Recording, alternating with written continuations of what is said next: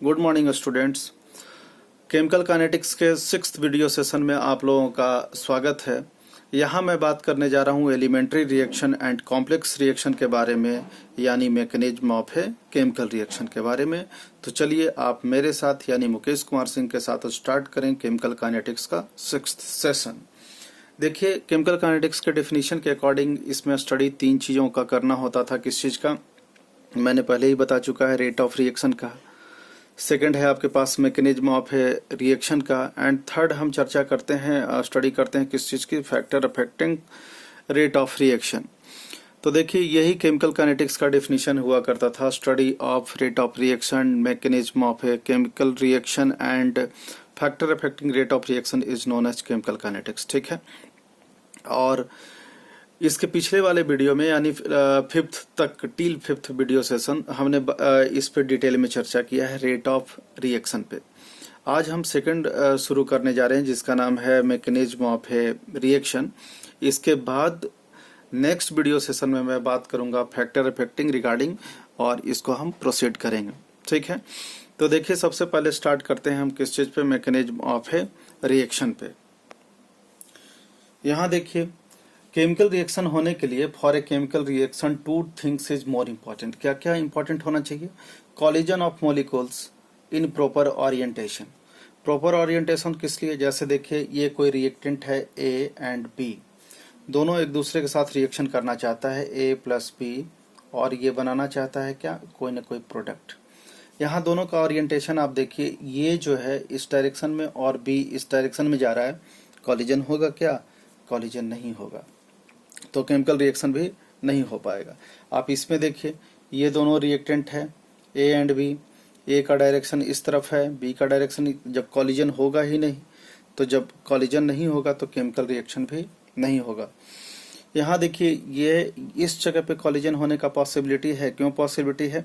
क्योंकि ए और बी दोनों सामने सामने यानी प्रॉपर ओरिएंटेशन में क्या कर रहा है, कॉलिजन करने जा रहा है, और आफ्टर कॉलिजन ये प्रोडक्ट का क्या कर लेगा, फॉर्मेशन कर लेगा। तो यहाँ कॉलिजन का प्रोबेबिलिटी बनता है। तो रिएक्शन होने के लिए आपके पास क्या होना चाहिए, ये पॉइंट आपके दिमाग में हमेशा होना चाहिए कि collision of molecules in proper orientation होना चाहिए।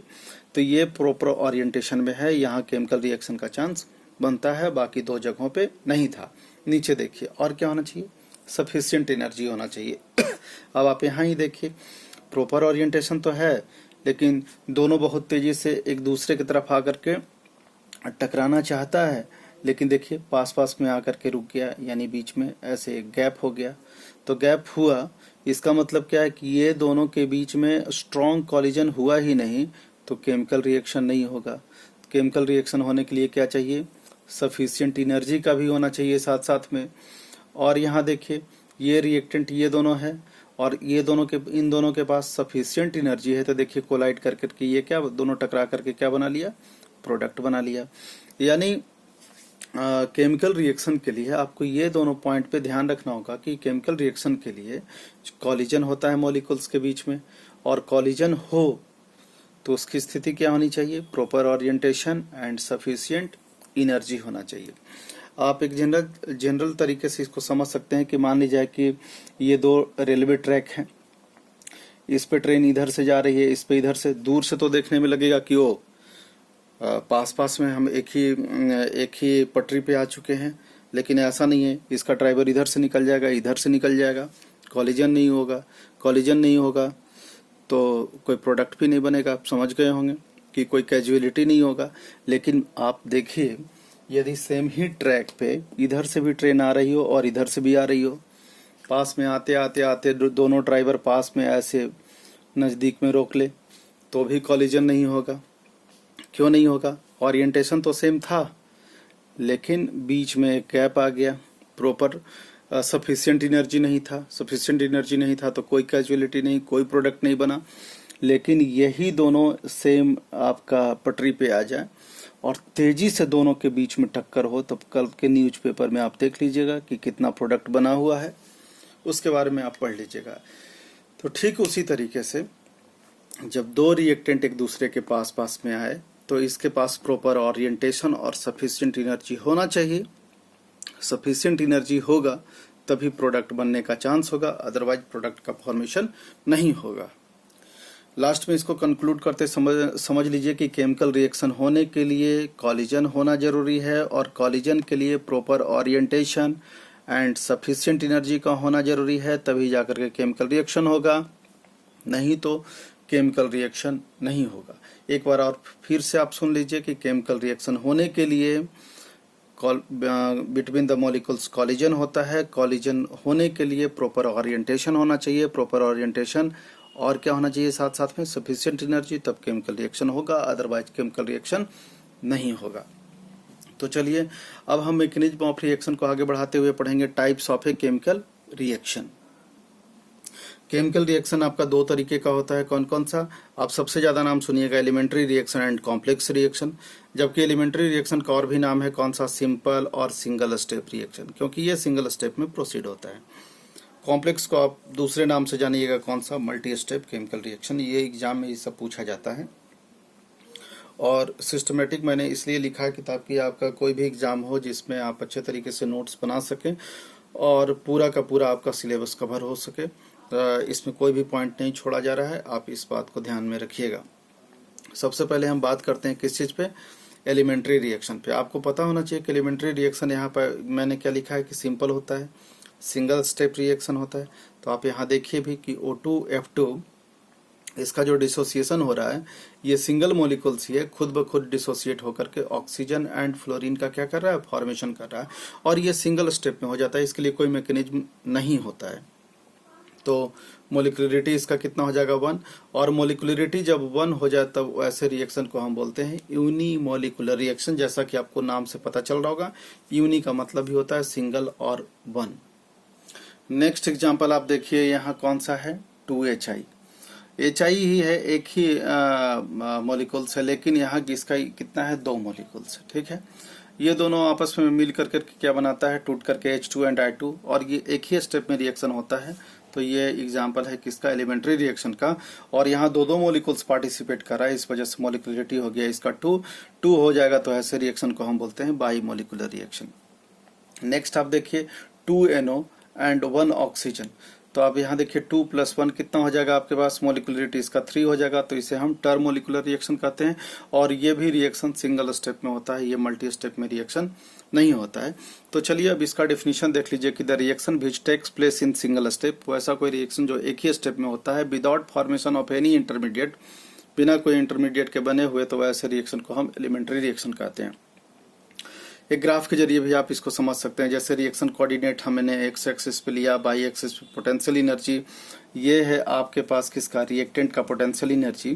तो रिएक्शन होने के लिए सबसे पहले इसका पोटेंशियल एनर्जी धीरे धीरे इंक्रीज होगा, एक ऐसे पॉइंट पे आएगा कि यहाँ जाकर के ये बदल जाएगा, बदलेगा तो ये तुरंत किस चीज में कन्वर्ट कर जाएगा? प्रोडक्ट में। यानी ये हो गया प्रोडक्ट का एनर्जी, और ये हो गया रिएक्टेंट का एनर्जी। यहाँ प्रोडक्ट का एनर्जी देखिए रिएक्टेंट की एनर्जी से थोड़ा सा ज्यादा हो गया है, तो ये प्रोडक्ट क्या होगा? रिएक्टेंट की तुलना में थोड़ा सा कम स्टेबल होगा। यदि इसका एनर्जी नीचे चला जाता, EPR इससे हो जाता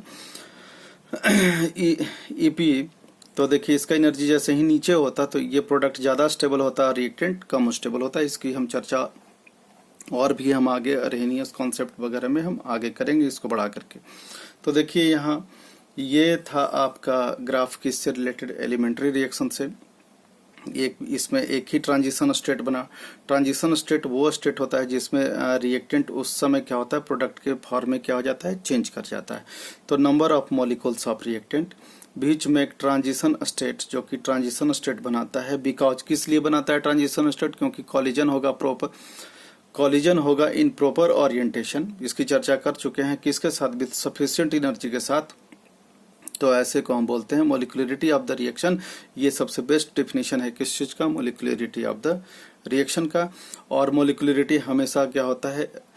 ऑलवेज नेचुरल नंबर में होता है, 1 2 3 ही होगा, 3 से ज्यादा पॉसिबिलिटी नहीं है, क्योंकि कॉलिजन 3 से मोर देन 3 रिएक्टेंट कभी कॉलिजन करने का पॉसिबिलिटी उसका नहीं बन पाता है। तो चलिए अब हम देखते हैं एलिमेंट्री रिएक्शन के बाद अब हम चर्चा करने जा रहे हैं किस चीज के बारे में? कॉम्प्लेक्स रिएक्शन के बारे में। देखिए कॉम्प्लेक्स रिएक्शन जो होता है इसमें ट्रांजिशन स्टेट क्या होता है? 2 होता है। देखिए 2 ट्रांजिशन स्टेट है। क्यों? क्योंकि जैसे ही यहाँ से ये फर्स्ट ट्रांजिशन स्टेट में पहुंचेगा तो बीच में क्या बन जाएगा आपका इंटरमीडिएट, और इंटरमीडिएट कभी भी स्टेबल नहीं होता, ये क्या होता है आपका अनस्टेबल होता है, ठीक है। जबकि आप यहाँ देखिए एलिमेंट्री रिएक्शन में एक ही ट्रांजिशन स्टेट होता था और प्रोडक्ट का क्या कर देता था, फॉर्मेशन कर देता था। तो पोटेंशियल एनर्जी भी इसका देखिए, एक बार ट्रांजिशन स्टेट, फिर इंटरमीडिएट, फिर अगेन ट्रांजिशन स्टेट, तब जा करके आपका प्रोडक्ट का क्या करेगा, फॉर्मेशन करेगा। जैसा कि आप एग्जाम्पल में देख सकते हैं, कॉम्प्लेक्स रिएक्शन को आप इससे कैसे डिफ्रेंशिएट कर सकते हैं। इसमें एक ही सिंगल ट्रांजिशन स्टेट है, जबकि इसमें दो या दो से अधिक भी ट्रांजिशन स्टेट हो सकता है।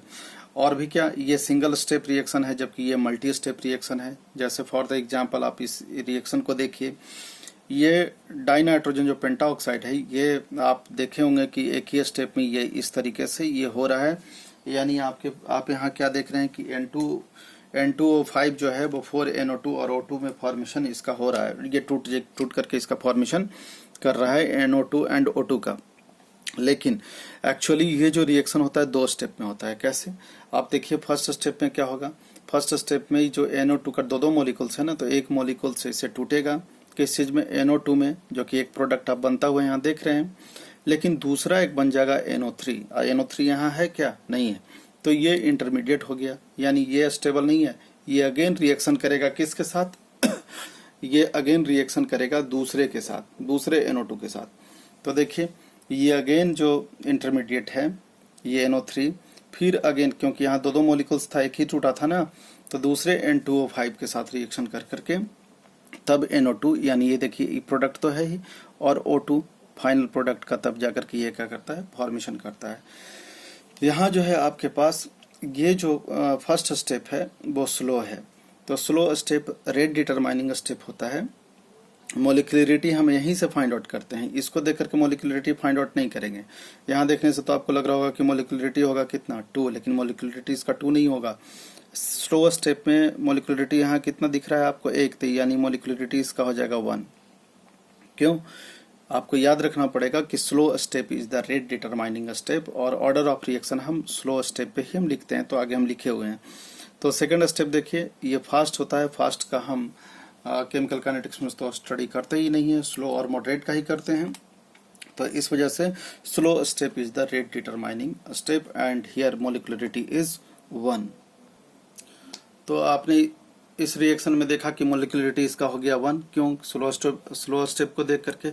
और स्लो स्टेप को देख कर ही हम क्या करते हैं, स्लो स्टेप को देख करके ही हम इसका ऑर्डर लिखते हैं। तो ऑर्डर ऑफ रिएक्शन हो जाएगा K N2O5, इसके आगे कितना है, 1 है, तो पावर 1 दे देंगे, तो ये रिएक्शन हो जाएगा फर्स्ट ऑर्डर रिएक्शन। ऐसे देखने से तो लग रहा था कि कैसा है, molecularity 2 and second order reaction, लेकिन ये ऐसा होगा नहीं।